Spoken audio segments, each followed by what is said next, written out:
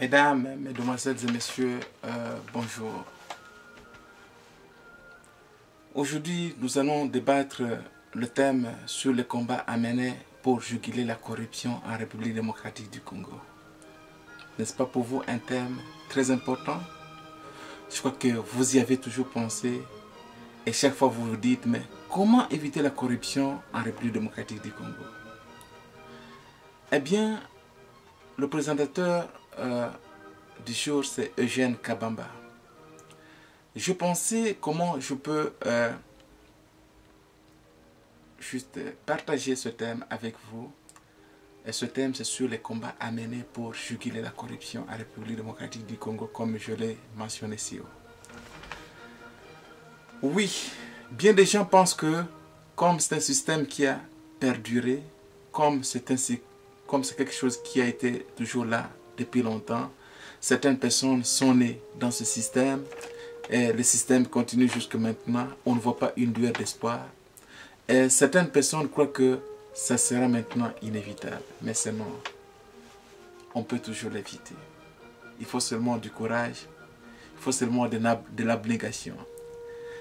Eh bien, qu'est-ce qui fait qu'il y a toujours la corruption en République démocratique du Congo? Il y a d'abord le premier point qui est la mauvaise répartition des revenus. Les revenus sont répartis inéquitablement.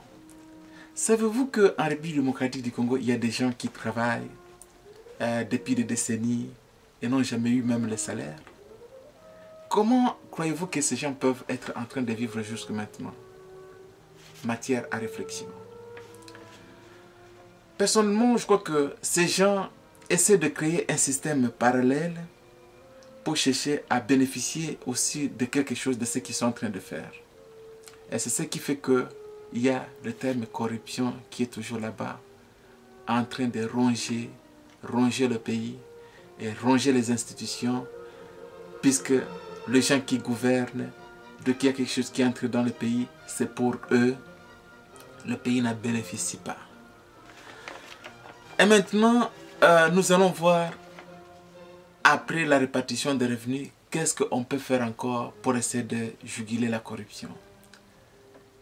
C'est tout à fait normal que quand les revenus sont mieux partagés, sont bien partagés, quand chacun est en train de gagner ce qu'il peut gagner, ce qui lui est dû, c'est facile maintenant de lui parler.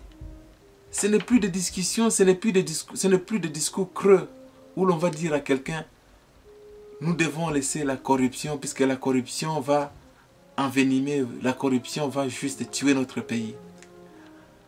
Quand vous lui dites cela et qu'il a gagné quelque chose, c'est facile, il va vous comprendre et il va laisser. S'il ne laisse pas, quelle autre thérapie peut être envisagée? À ce moment-là, il faut maintenant des lois sévères, de règlements sévères, afin de punir toute personne, tout récalcitrant qui n'arriverait pas à se mettre en ordre. Est-ce que vous ne voyez pas qu'avec ces trois choses, c'est facile vraiment de combattre la corruption?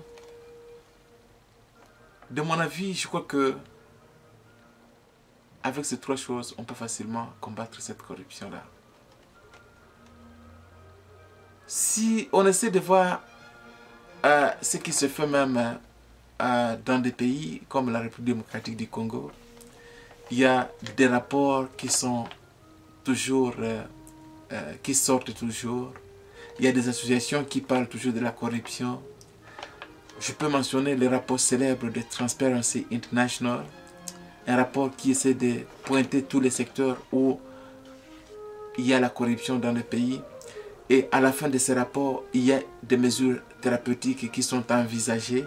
Mais malgré cela, on remarque qu'il n'y a pas toujours une solution. On ne peut pas dire que Transparency International fait un effort vain. Ce n'est pas vrai. Transparency International fait un travail de qualité, un travail admirable, un travail qui nous élucide, un travail qui nous éclaire et qui nous donne ce que nous pouvons faire pour essayer de juguler cette corruption-là. Mais pratiquement, si on peut voir les trois points que nous avions cités, entre autres la répartition équitable des revenus, après l'animation par médias, par la voie des médias ou même des rencontres au sein de la population pour essayer de leur parler de voies et moyens pour éviter la corruption.